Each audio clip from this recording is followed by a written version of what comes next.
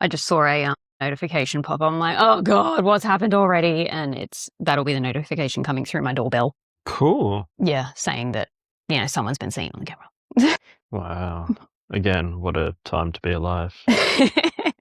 What's up, deviants? Welcome back to the Naughty Corner. This is Court is in Session, and we are coming to you from the unceded lands of the Wanneroo people. We're a Reddit Reads podcast where game recognizes game. We judge assholes on the internet because we know we've been one. We offer advice on shit situations because we know we've been there. And we're giving you Aussie takes because you wouldn't know what the fuck we were talking about if we didn't. Welcoming Huw Rogers to the Naughty Corner. Should we have a look at some sick cunts and shit cunts? Sick cunts and shit cunts is our Am I the Assholes segment. But if you have an Am I the Asshole judgment, then you either are the asshole or you're not. But if you're not the asshole, that is a rather neutral stance. Whereas for a lot of stories, I've noticed that not only is someone not the asshole, they're a fucking legend and they deserve that acknowledgement, which is why we have sick cunts and shit cunts. Because they might be a shit cunt, but they could also be a fucking sick cunt and deserve the acknowledgement. So what these are? Yes. All right. Though I don't know how, but the K on my sick on that paddle has been peeled off and I don't know how that happened and it annoys me every time I see it. Shit cunt. Do the bit. Like that's a shit cunt thing to do. Am I the asshole for calling my sister-in-law a racist after she compared my cooking to making Kung Pao chicken? I don't know. That just seems like a really weird thing. Who brought race into it? The person saying that's racist, or maybe was she being racist? Let's find out. Oh, okay. Sorry. I thought that was it. That was the pause. I'm like, so just the headline again. Yes. Okay. Sorry. For context, I've been married to my wife for more than 10 years and we're a mixed race couple. I'm Asian and she's Caucasian.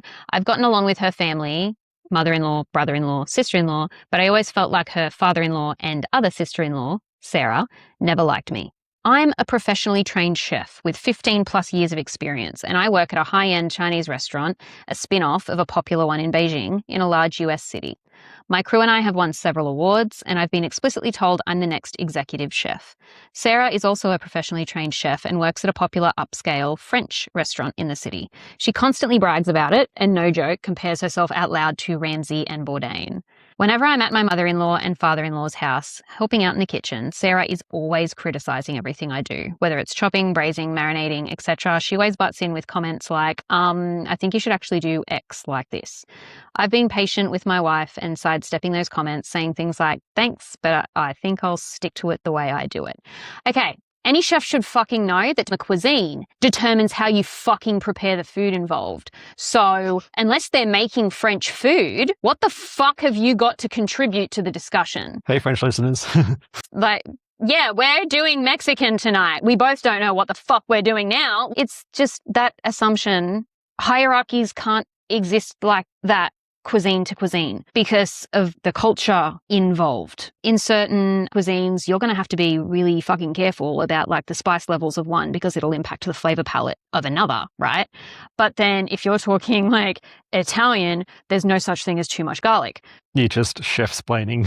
I am. Like, food is so contextual. You physically can't be telling someone they're doing something wrong when doing it right is subjective. It sounds like maybe the issue is like they're both chefs. She's going to know that there's everything that you just said. But it sounds like maybe the issue is more like there's two spouses. Spouses?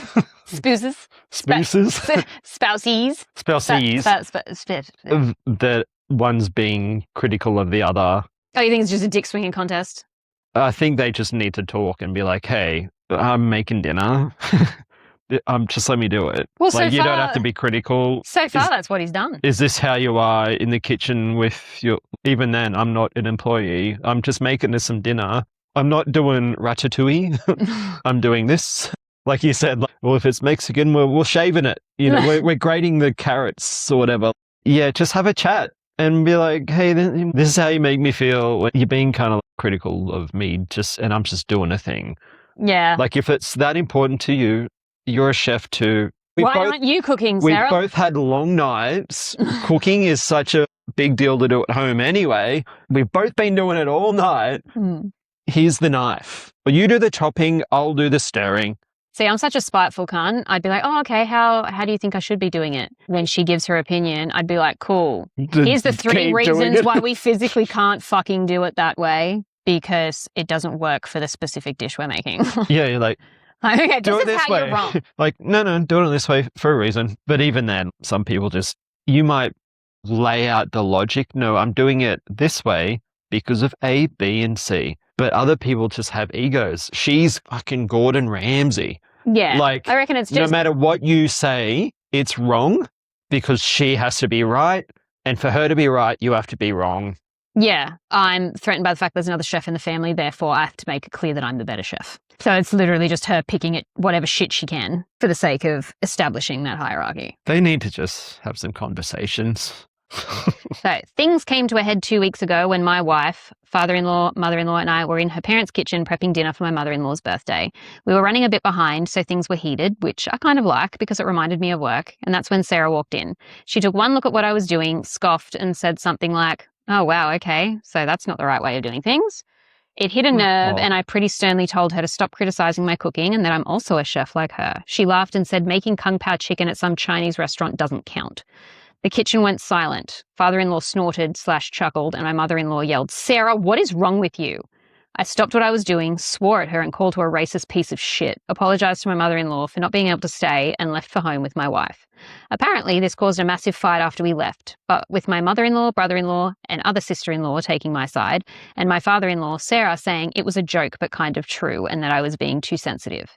The extended family somehow got wind of this, and now everyone is arguing and taking sides, with my wife even getting texts from some of her cousins apologizing for Sarah's behavior.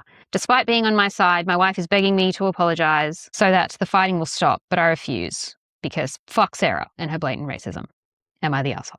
Even if race wasn't the issue, it's fucking condescending and just unnecessarily cynical. Like, it's hostile. There's hostility here. You're not doing that right. And it's like, you just walked into a kitchen where you weren't invited and started openly criticizing people. That's not the right thing to fucking do either, Sarah, but here the fuck we are. But an award-winning chef in a renowned... Where are your awards, Sarah? International... Just taking him down a peg, whether it's race or not. But I guess the issue is like, it racist? Regardless of the reason, you're being a cunt. And yes, it is automatically racist. Because regardless of whether or not it is, an upscale Chinese restaurant or just a family Chinese restaurant, those recipes are explicitly developed and then recreated over and over and over again as an act of cultural longevity, passing things down in that way. Yeah, it isn't any less complex than the cooking that she's doing. Because people, the common view that Chinese is just like a takeout meal, it cheapens all of Chinese cuisine, which is in and of itself an act of racism, I see. Billions of people can't be wrong. Like, it's good food. It's just dismissive. It's cynical. It's hostile. It's aggressive. You know what I would love? I want Sarah to cook for OP's mum. Yeah. Like, oh, you think you know how you can give, but can you take? Have you ever been critiqued by a Chinese parent on her own cuisine's cooking? I don't think the fuck you have, Sarah. Bitch, you're going to be crying by the end of this meal. Yeah. If Kung Pao chicken doesn't count, go and make Kung Pao chicken. For him to be making Chinese cuisine, yeah, he's probably got a mother who's like... Yeah, 15 years of professional experience maybe, but he's been probably cooking for twice that long. Yeah. Yeah. And her standard... it's like there's health department clean and there's Monica clean. Yeah. And he's fucking winning awards. He's crushing it. Yeah, if that's the level where he's got to, he's not just down the corner making shitty Chinese food. It's top-notch international stuff that, yeah...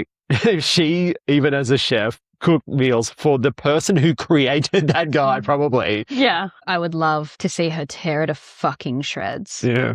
Because she wouldn't be able to make a decent Kung Pao chicken. Or one that would meet the standards of someone who's been cooking I even mean life. She's making a French cuisine and the mother-in-law is probably like, too much wine. We have an edit. My wife has also informed me that now Sarah may be in trouble at work and she's blaming me for it. Apparently, one of her co-workers heard her rant about what happened and reported it to management. Edit. To clarify, Sarah is blaming me, though my wife is partly blaming me. I don't care. Fuck around and find out. if you are talking shit in a way where that behavior could somehow end up public and then that is then going to tarnish the reputation of your workplace, you can get fired. That's them's the facts. Especially like executive chefs, they are representatives. Yeah. And while there is, like when it comes to restaurants, they absolutely compete with each other. But especially when we're talking about cross cuisines, like French versus Chinese, then while the overall competition is there, because it's not, French versus French, it's not a direct competition in the same way. And game recognizes game. When it comes to high-performing restaurants, even if we're talking like cross cuisines, those restaurants do tend to have a hell of a lot of respect for each other. It's if this is how you're talking about chefs of such an award-winning restaurant, what do you think about our chefs? It's if this is how you talk to people you think are lesser than you, then how can we be trusting you to talk to our patrons? It's just such a flow-on effect for your overall character as a human. And even worse a fold because the spouse. Speaks. They've got some relationship things they need to work through. The wife is obviously just getting caught up in it. It's like, this was a family argument where I was absolutely backing you, but now it's like going into like full on like career damage, and she's obviously getting wrapped up in it. Hopefully she comes out of it. Sarah built this situation herself. It's for her to deal with, but who knows? We do have more updates though. Update. So it looks like one of my wife's cousins found this post and put it on Sarah's Facebook wall going, this is you, right? Her Facebook friends are starting to comment with things like, if this is you, Sarah, then I'm disappointed. I think Sarah's still at work. Shit might be hitting the fan soon. And now my wife is pissed too. We'll try to update, but might have to delete the post if things go nuclear. Just all of your friends cancelling you. I've said this before. I'm this cousin.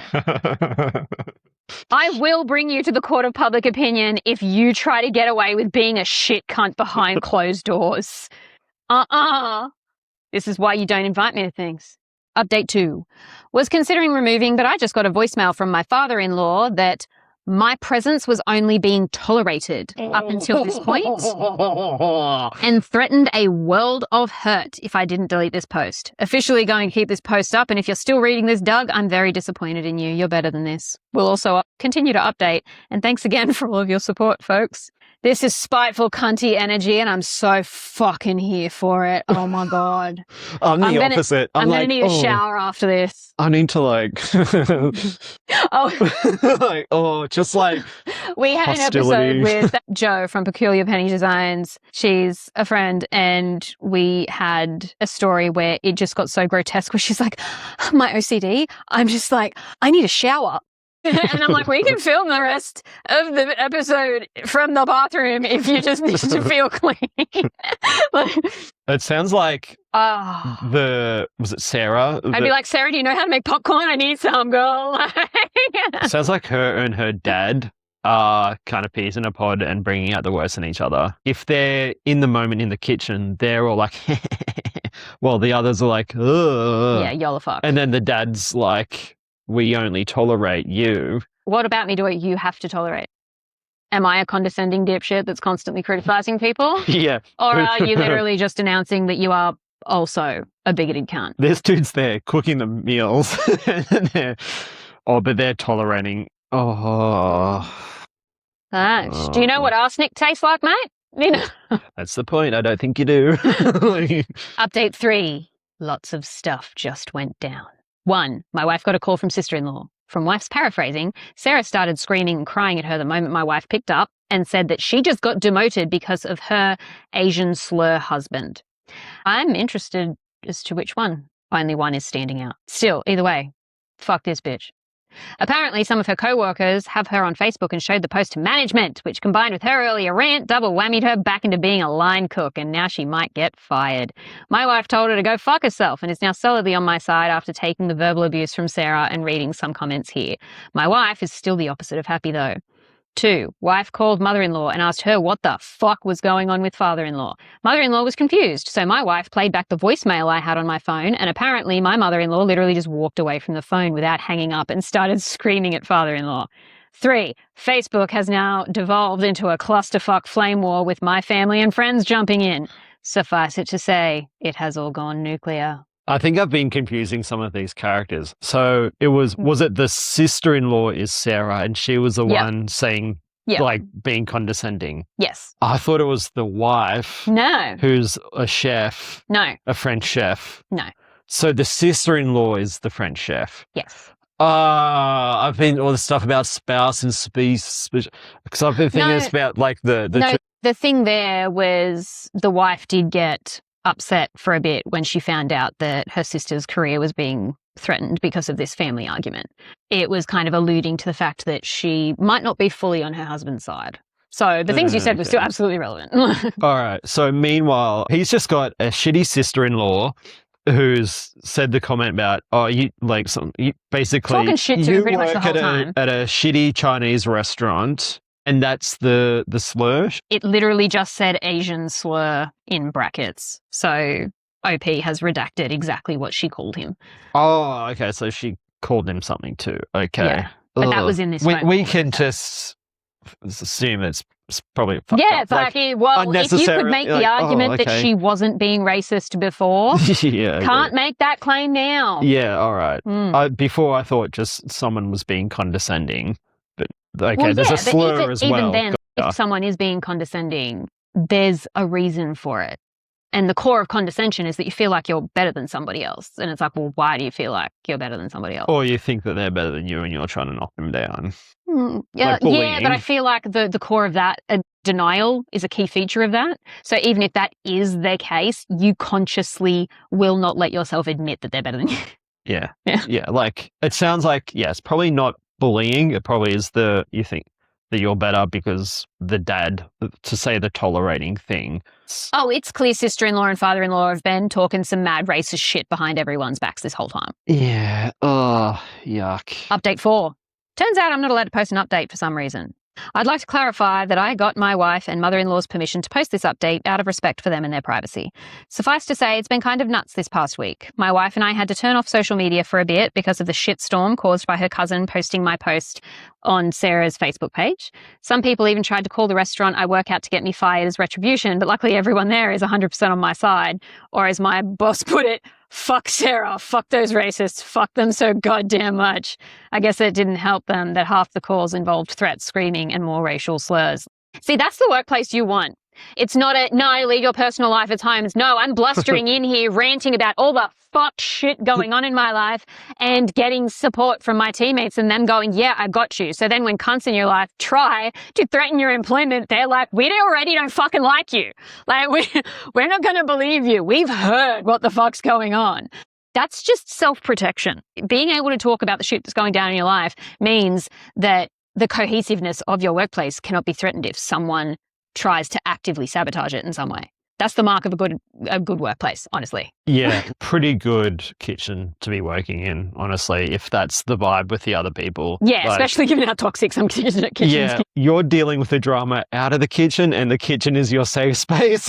I think usually it's the other way around. Yeah. Any chef would be like, I don't want to work there. Yeah. Ben, having come out of being a cook in hospitality, he gets a little triggered just watching the bear. I feel like it has a lot of ex-chefs just kind of like rocking in the corner a little bit. Like, this is hitting too close. So yeah, this kind of kitchen, Ben would be like, I'd still be working in kitchens if that was what I got. So we didn't hear any more updates from her family, even though we assumed the shit met fan after mother-in-law found out about father-in-law's threatening voicemail. Still disappointed in you, Doug, in brackets. But that changed on Sunday night when mother-in-law suddenly showed up at our door with overnight bags. After we took a moment to help unpack and calm down, she spilled the beans on everything. Father-in-law, aka Doug. Apparently, mother-in-law and father-in-law were already having trouble in their marriage, and it was only made worse with a certain 2016 presidential election. She's a Democrat. Seems that line was crossed with the Kung Pao incident and his voicemail. When he refused to apologize for anything, typical Doug, she asked for a divorce and he went berserk. She didn't feel safe there, so that's when she came over. Other brother-in-law and sister-in-law live out of town. Extended family, aka the Great Facebook War of 2021. You may have been able to tell already, but the extended family was largely arguing, fighting, divided along political lines for a few years now, and my cousin's Facebook post was likely just the light to set off the powder keg. According to my mother-in-law, the fallout has allegedly already led to some breakups, excommunication of some family members, and even an argument that ended with police involvement. Haven't verified this myself, though. Sarah. According to my mother-in-law, Sarah came over to her place on Friday. The writing was on the wall, and she was basically forced to quit. Despite her trying to start from scratch as a line cook, the entire staff turned against her. Nothing was coming back from the dish pit for her, and she was getting the cold shoulder. She's a great chef, I will admit this is true, but they took no chances since it turns out, shit you not, they're partly owned by a Chinese investment company. Oh my God. I am wet right now. Holy fuck. This is, oh, holy shit. That is amazing. Oh, I love that for her. Yeah, how does that taste now? Found this hard to believe and didn't want to add this detail, but it turned out to be true after some research. Word got around in the local industry and Sarah is essentially blacklisted from high-end establishments. She's now considering selling her home and moving to find work. As much as I don't like her and found her behaviour horrifying, I didn't intend this to happen, so I've reached out to some buds in other states to see if they have any openings. That is far too fucking kind. If anyone's selling a food truck. Whether or not she wants to take this up is up to her, and no, she hasn't apologised for anything either, but I still want to be a decent person. Sure as hell doesn't feel like a happy ending, perhaps bittersweet justice, but that's all I can give you. Thank you for all your support. Yeah, like they say, you can't say anything these days anymore. Like you can, but then there's just repercussions. You're just going to have to be held accountable. This is accountability. Yeah. Is that like, if you're going through life being a shit person and you're also a public figure, it's going to happen. It's going to happen eventually. Just be more decent. Yeah. With all the context of the whole real political divide between them, and that's causing all this stuff, and it's the powder keg. Like, okay, there's some arrogant people in this family, Doug. Like, yeah, and good on the mother-in-law and maybe distancing herself from that. Maybe call before you rock up with some bags, though. Congratulations on your divorce. Yeah. Yeah. Find your people too. Like, they say you can't pick your family, but then you can marry into one and you're picking one. Yeah, you absolutely. But then like, oh. Bullshit, you absolutely can. You can't pick who you're related to. Yeah. But then like with the ones you do pick, maybe there's also like, oh, like. I did not think this through. Yeah. Key comment was encapsulating my whole point. Cooking Asian food doesn't count as cooking is racist. That was my whole point. You cannot denigrate an entire cuisine without that being a denigration of the culture it came from. Yeah, that's speaking culturally. Yeah. But a comment like you work at a shitty Chinese restaurant is more like, but it wasn't. There's good ones and there's shitty ones. Yeah, like, but the comment was making Kung Pao chicken. It was a social. It was a hell of a lot. It was racist. Yeah. It was racist, not just ragging off the local. Yeah, like if I was coming for him, it'd be like, I've tried your Kung Pao chicken and it's shit. Yeah. Like, you come for the person. If you're going for the culture, that's when it's racism. That's when they're racist, right wing. Yeah, it's like, I'm not calling you a cunt because you're Chinese, I'm calling you a cunt because you're being a cunt. Like, and go back to where you came from or some shit like that. Yeah, meanwhile, good on this guy because he's tolerating this family, probably because it doesn't seem like maybe the wife is like the sister and the dad. No, that's what was described. The family does. Yeah, they're dividing along political They're lines. a good couple. They're supporting each other, and sometimes it means that they have to go and be around difficult family members, and he's tolerating them. Yeah. And now this has pushed everyone to really decide exactly who they want in their lives. And at the end of this all, he has maintained his decency to a point where he's still willing to source other career opportunities for her, which I think is just the height of grace. And for Sarah, so fucking undeserved. Moving on. Am I the asshole for throwing medical students out of my son's room? A couple of days ago, my son got admitted to a children's hospital. Yesterday, one of his doctors came in with 2 medical students. She introduced herself, but the med students did not. While I was talking with the doctor, the med students went to my son, who was sleeping in his crib, and started to examine him. Obviously, this woke him up, but at first, I was just going to go with it and keep my mouth shut. Then, still without saying a single word to me, they started to take his diaper off. I told the doctor to excuse me for a second and told the med students that they needed to leave the room immediately. One of them asked me why, and I told them that they hadn't introduced themselves to me in any way, had never received my permission to touch my child, let alone take his diaper off, and therefore were not welcome in the room. The doctor was upset, but I don't know if it was directed at me or at the med students. Am I the asshole, or was the way they presented themselves less than ideal?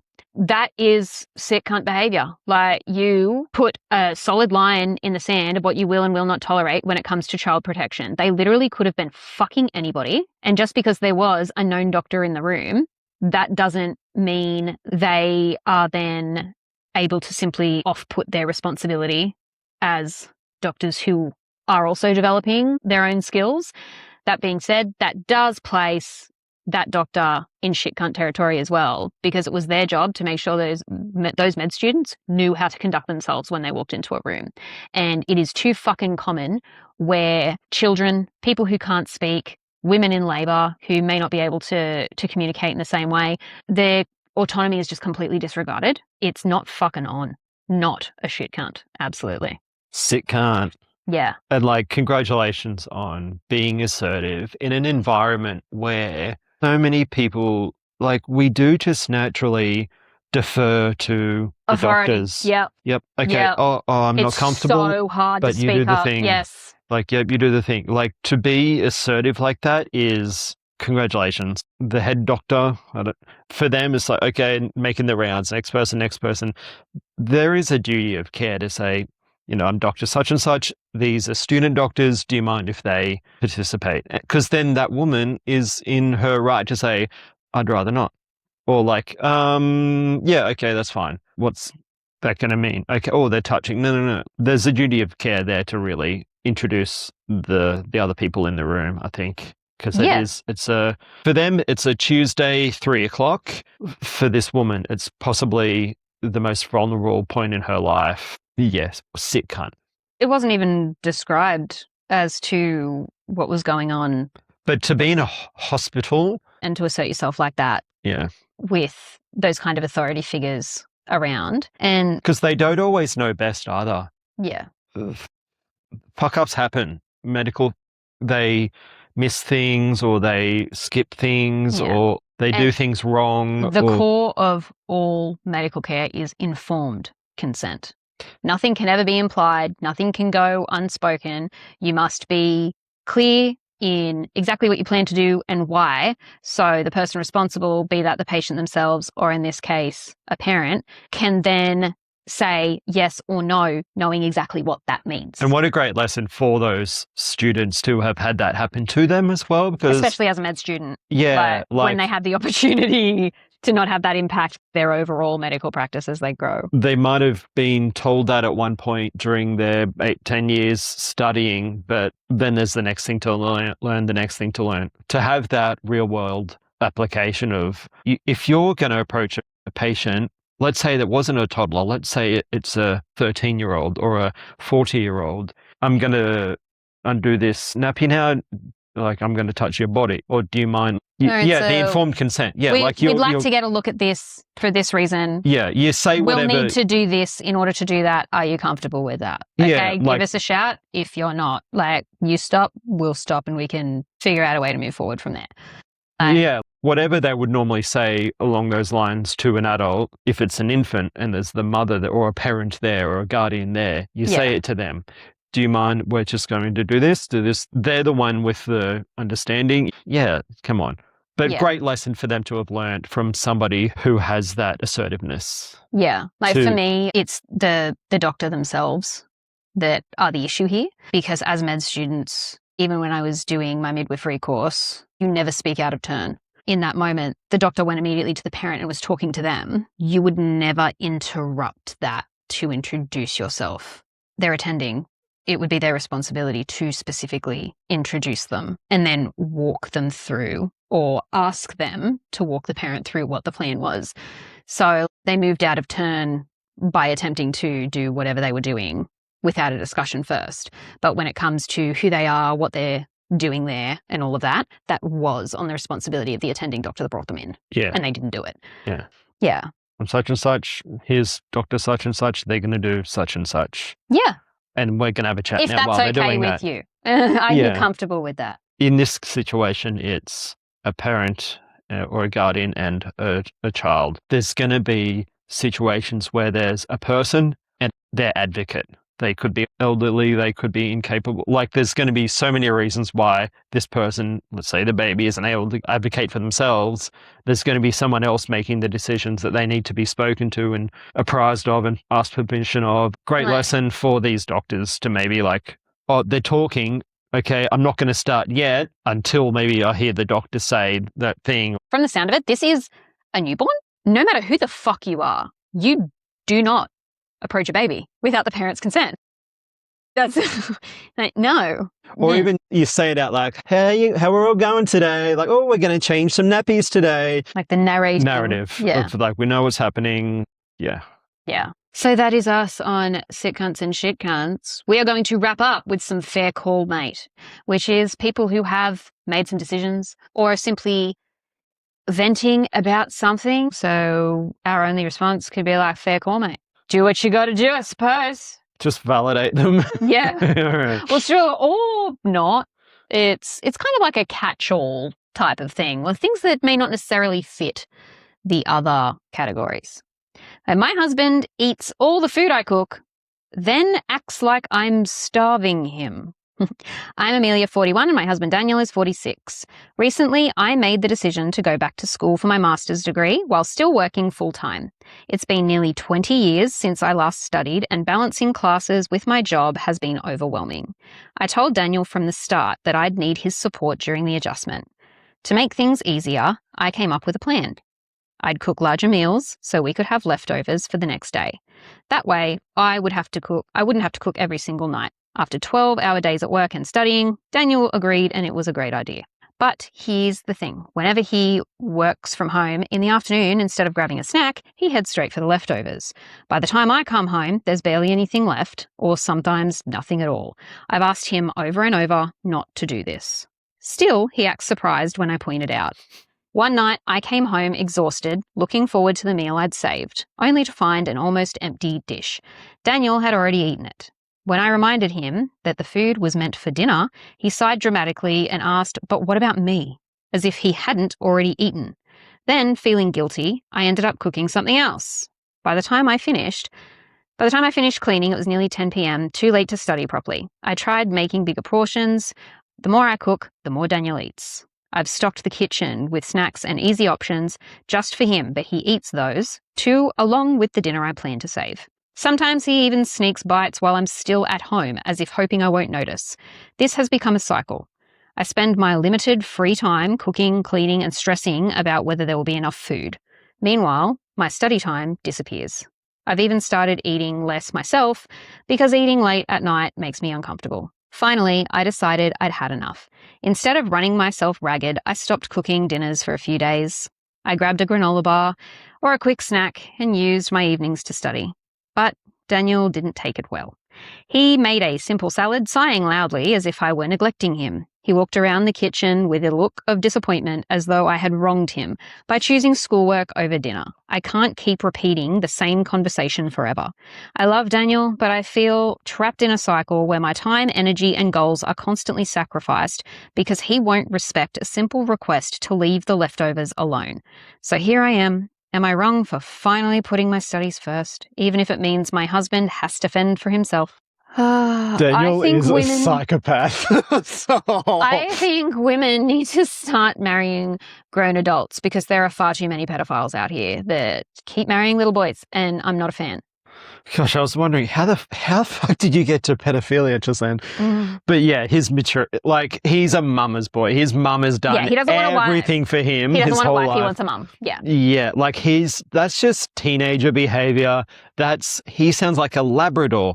He'll eat all the food, and then afterwards, like, oh, but I could still eat. Like, No, if anything, he's a ginger cat. He's like, I can see the bottom of the bowl. It's empty. I'm starving. Well- There's a fucking pantry full of food. yeah, get other types of food. I think what's worse, by eating almost all of it, just leaving just a token little bit about, that's worse than just eating all of it. Oh, that's just like leaving a hubcap spinning. Like, I've been here. Like, I'm in and out. He's not an adult. They sound. I also have impulse control issues. Anyone who has seen my Cadbury reels knows that I am gunning for Cadbury endorsement because I cannot keep buying as many blocks of Dairy Milk Biscoff that I have been, but I do not have the capacity to stop myself. But I also have an extreme level of Catholic guilt. So if I were to eat something that I knew I shouldn't have eaten, my next fucking response is to replace it. I am eating something that I know you wanted and I know you were hanging for it and I am so fucking sorry. And yes, I am acknowledging that I am the problem here, but I am absolutely not going to let you not have a meal because I gave in to my impulses or that I couldn't hold off those impulses. I would literally cook a whole new batch of whatever the fuck it was, or I would order takeout in, or I would do the next load of meal prep to make sure that I would be making sure that when you fucking got home, there was food for you. Yeah, like that's a good point, is that people have food issues, like impulses or relationships with food. This guy might have something with that. I know I have one. For me, it's if I have to finish the food, don't waste it. Throwing out food that's been in the fridge that's past. Oh, we all have food issues, probably. Yeah. I don't know. I think that went a long way for me for that was getting the chickens. Unless it's potato peels, avocado, citrus, or fruit pits, everything goes to them. Sick. So even if it's no longer kind of fit for human consumption, then the chickens are always incredibly well fed. They're giving us eggs that are also helping us stay incredibly well fed, and then they're doing their jobs as our little mini therapists. And just that minimization of wastage then also takes the anxiety off of the ADHD has gotten in the way of me being able to eat the food in my fridge. Yeah, you're recycling. It's not waste. It's being recycled into new proteins or whatever. Yeah. Mm-hmm. I think their issue is he's got the leftovers from that night in a container. He's eating it. Yeah. Whereas, how about instead, the green containers are yours, the red lid containers are mine. You eat yours whenever. You can have it during the day, during the night, whenever. They're yours to eat. He doesn't go to the red ones. Like, because they're hers. She gets home from work. They both can pop it in the microwave. It's individual servings, not individual day servings. And that's also just less prep work as well. Every time I make, something like a lasagna, there's always so much left over.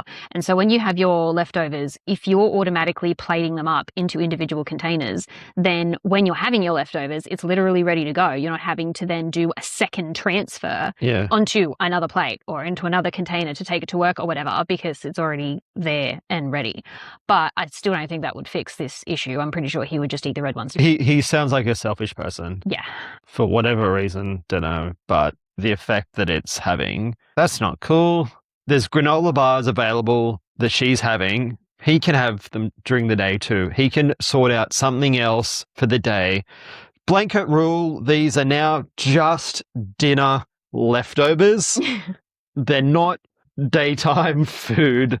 You have put some chicken tenders in the air fryer or like have some toast. Do something else that's maybe like he's probably liking because he doesn't have to cook. It's just like a one step done. I'm hungry right now. Yeah. Put it in. And that's how I am. In an all neurodivergent household, I eat so much fucking cereal.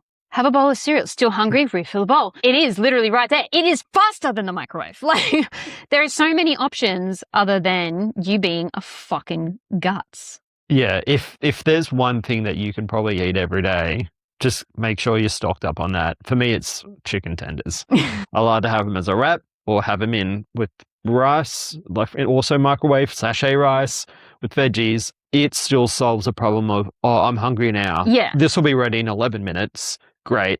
Pop it in. I don't have to think about it. If I'm hungry now, I don't have 11 minutes. I have 3. Oh, I have 3. But by the time you put them in and microwave the other things as well that you need to do, like, okay, it's ready to go. Yeah, like, that's also too much prep, Huw. Well, it's 3 things. Tenders, microwave rice, microwave veggies, in a bowl. That's good to go. I'm listening to a podcast as well.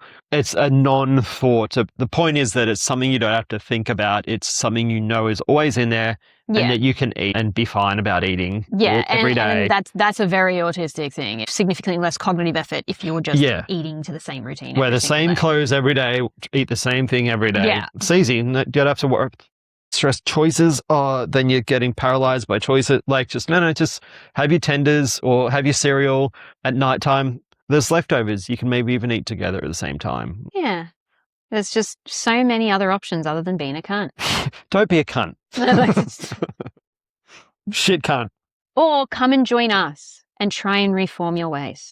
So wrapping up on fair call, mate, I try to end on a more wholesome note, especially when there's been we've been quite a bunch of shit heavy stories. Just it kind of just helps reset the room a little bit. So this post is the Elliot of posts. Elliot being another owner of the comedy club. He is the best room resetter. So like a palate cleanse. Yeah. Okay. Help send you back out into the world without the weight of all the stories. A little bit of ginger. Making the operating room just a little brighter. I had knee surgery as a teenager. The doctor brought me a Sharpie and told me to circle the correct knee and put an X on the other one. Then he left the room. So I did exactly as instructed. Then I drew arrows to the circle and wrote, operate here. And drew more X's on the other leg and wrote, do not touch. I sat there bored for another 30 minutes writing random stuff all over my body like you can't have my appendix. That's great. Yep. And why are you looking up here? Focus on my knee. I even had my mum write on my back something like, if you can read this wrong side, flip me over. Then I covered up with a sheet and the anesthesiologist showed up. I was told that I said some weird stuff while I was going under, but that's a different story. The surgery went fine. I had to stay in the hospital overnight. When the doctor came into my room to check on me, he said that I'd thrown off their schedule because when they uncovered me and saw all the notes, they laughed for 10 minutes. When they finally got their composure, they rolled me up onto my side to get me under the operating table, saw the note on my back and lost it again. He said that the surgery started about 30 minutes later, supposedly thanks to my drawings and notes. That's excellent. Especially for surgeons who are doing similar surgeries like day in, day out. I was a practice manager for a surgeon and I also transcribed all of his operating procedural notes and it was just pretty much the same shit over and over and over again. So something like this, like it really does provide such a break in the monotony and it really helps humanize the experience because especially if you're going under for a surgery. So you can't exactly have a chat. It's kind of like working on a dead body. You're not getting anything back. So to have that sort of very human interaction, even though you're completely passed out, like that's great. I'm here for it. We need more whimsy and shit like this in the world. Bring on the whimsy. Yeah. Well, that's palate cleansed. This it would have with their day as well. We're not just robots operating on robots. Like, it's we're completely all people. thrown off the schedule for the rest of the fucking day. Thanks, but I'm going to remember this. I would have been thrown off anyway. It's medical. That happens. But hey, this is what happens when you leave someone unsupervised with a Sharpie for 30 minutes. Like, what did you expect, man? That's true. Thank you so much for being here, Huw. Thanks for having me. Thanks so much for joining us in the Naughty Corner, guys. We'll see you next time. Bye.